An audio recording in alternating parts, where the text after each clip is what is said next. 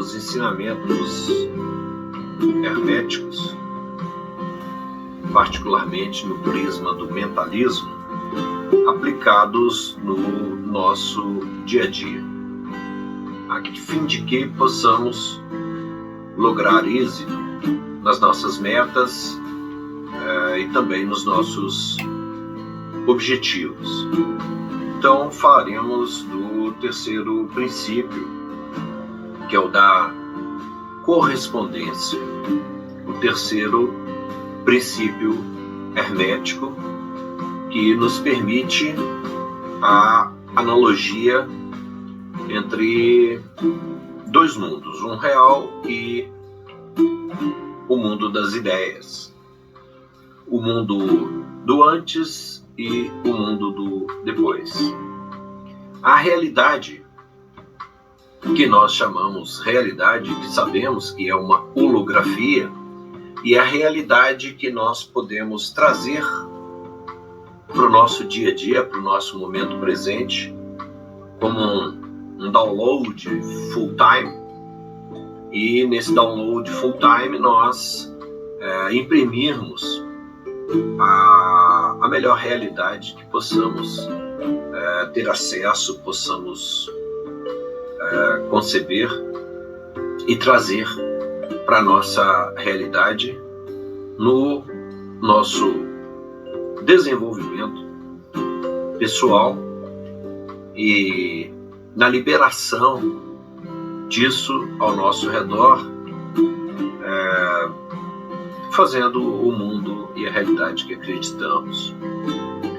Então, o princípio da correspondência no hermetismo prático, triunfo, mentalismo, princípio universal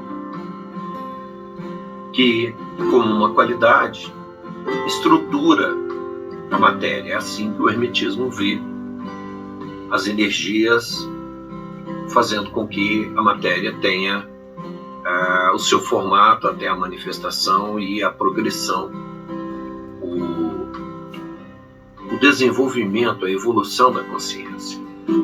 Quando nós resolvemos conhecer a verdade, em um dado momento, olhamos para trás e pesquisamos os escritos antigos. De imediato percebemos que precisamos considerar isso, mas percebemos que as palavras não comunicam por si. Geralmente, as palavras transportam algo mais profundo. As palavras transportam as ideias. Pois é exatamente no plano das ideias que os princípios herméticos fazem sentido. Precisamos estar atentos para a mecânica das ideias, para que nos seja possível alcançar e acompanhar este ensinamento. O ensinamento hermético é dirigido apenas à pessoa que já cultiva certa sensibilidade de consciência. Infelizmente, nem todas as pessoas se ocupam da sensibilidade de se usar o raciocínio como uma ferramenta. A maioria das pessoas são o próprio raciocínio. Se sentem confortáveis em funcionar com o bom e velho macaco pensante, capaz de elevados entendimentos com o raciocínio, como, por exemplo, fazem os cientistas, mas, em geral, funcionando com pouca dedicação à abstração. Naturalmente, a abstração em direção ao mundo das ideias. O ensinamento hermético deve ser recebido com o lado direito do cérebro, com os mecanismos mentais da abstração. É preciso acolher, nessa região craniana, as ideias para que as imagens se formem e o ensinamento faça sentido, se materialize no nosso espírito pessoal, sua mecânica se revele, funcione e haja progresso no resgate da consciência perdida. Nisso, é necessária uma reconstrução. Cada vez que a luz do entendimento brilhar do lado direito do cérebro, uma nova sinapse foi resgatada e poderá nutrir a região despertada com novas energias.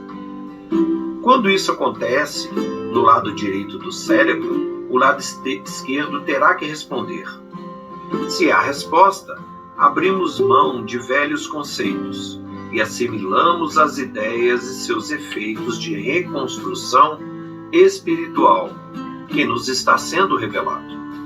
É disso, dessa reconstrução do espírito dentro da matéria, dessa fecundação e resposta, é que trata o princípio hermético da correspondência. Na natureza exterior, os 7 princípios se encontram como recursos, como funções das estruturas energéticas de manifestação em todo o universo. Na nossa natureza interior, as linhas energéticas de construção possuem funções similares às funções das estruturas da manifestação do universo, da revelação universal. Os 7 princípios são arranjos naturais intrínsecos que compõem as linhas de construção com a energia e com a matéria, com a energia determinando a forma da matéria.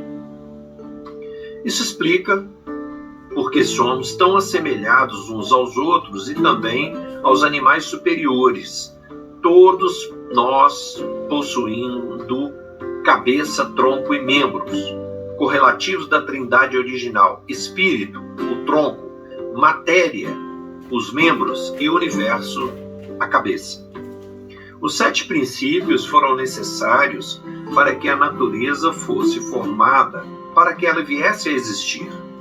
E são necessários para que a natureza funcione, para que o relógio cósmico não pare, manifeste a vida evolua e retorne ao ponto superior de partida de onde surgiu, fazendo valer a lei do retorno, que é outra lei hermética.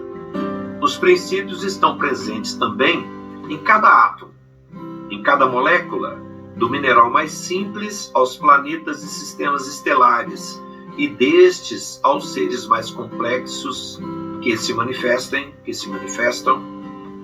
Os 7 princípios se encontram como vetores de qualidade em cada um dos elementos da natureza, em tudo, em todo o universo, e também em cada átomo, cada molécula, cada célula do nosso corpo, do nosso ser sutil e do nosso espírito. Quando se diz que o homem se afastou da sua origem, e vemos isso na teoria dos anjos caídos, na tese da expulsão do paraíso, no exílio de Capela, enfim, onde isso está presente, onde esta ideia de exclusão, de dissensão ocasional aparece, ela está presente em vários mitos, nas filosofias e até em abordagens científicas, como, por exemplo, o elo perdido da evolução. Mas onde essa ideia dessa dissensão aparece, ela está querendo dizer, no campo do entendimento hermético, que embora nós tenhamos os 7 princípios presentes também em nós perdemos a conexão com esses princípios, com essas qualidades do nosso ponto de origem. É esse o elo perdido. A conexão com essas qualidades provindas do nosso ponto de origem. É esse o elo perdido. Sim, a conexão chamada de correspondência, este é o princípio da correspondência, é uma linguagem, um contato, uma forma de integração com o universo, expertise espiritual que perdemos. Houve uma ruptura e nós perdemos a fórmula consciente da integração com o todo. É por isso que buscamos integração, iluminação, união, libertação. É por isso que religião, yoga e escolas filosóficas, até certo ponto, podem fazer sentido para nós. Mas apesar do elo perdido, os princípios herméticos universais, como elementos formadores, manifestadores e mantenedores, ainda se encontram em nós. E a proposta do hermetismo é polarizar a nossa consciência, o nosso ser interno, nossas faculdades superiores, novamente com as linhas originais de integração da matéria com o espírito. O hermetismo propõe e sustenta uma prática inteligente, interior. Sim, novamente polarizar nossa consciência com o universo a partir da nossa condição íntima de atenção, de compreensão, de despertar. Polarizar assim o material terreno com o energético universal, o espiritual. Há um estado original do ser e da substância, da forma e do conteúdo, da matéria e da energia, que perdemos, e em nós há essa memória dessa perda, desse afastamento, dessa separação. De onde vem a ideia de que nós somos filhos de Deus? De que Ele reservou para nós elevados desígnios? E por que nós, ao longo dos milênios, aceitamos essa ideia? Por que nos dedicamos a isso e assim fizemos guerras e guerras e estruturamos toda a civilização em cima disso?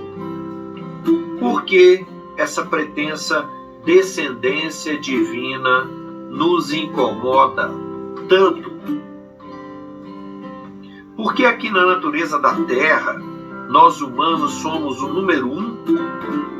Por que aceitamos a ideia de que existe um outro plano, um céu, um lugar melhor do que aqui? Por que ideias assim fazem sentido para nós, humanidade?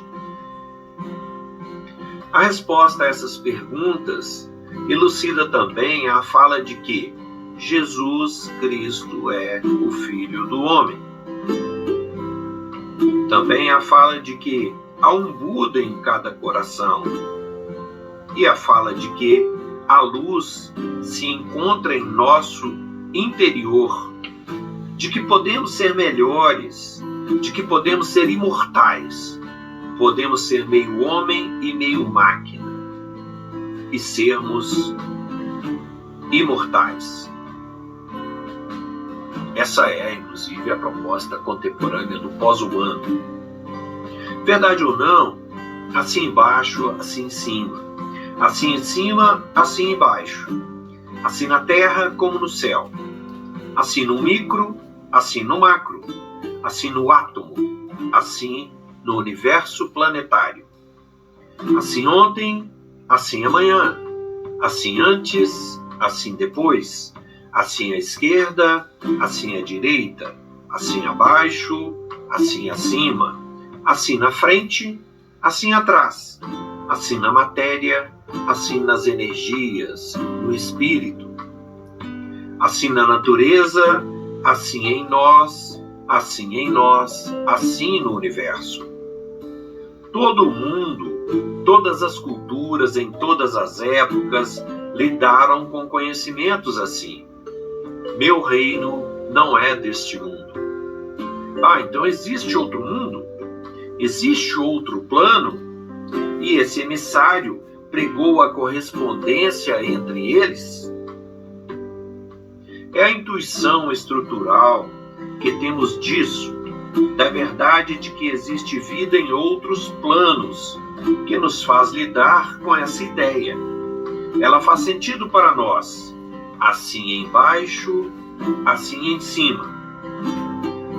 A lei da correspondência, essa qualidade da influência energética do espírito sobre a matéria, não funciona sozinha.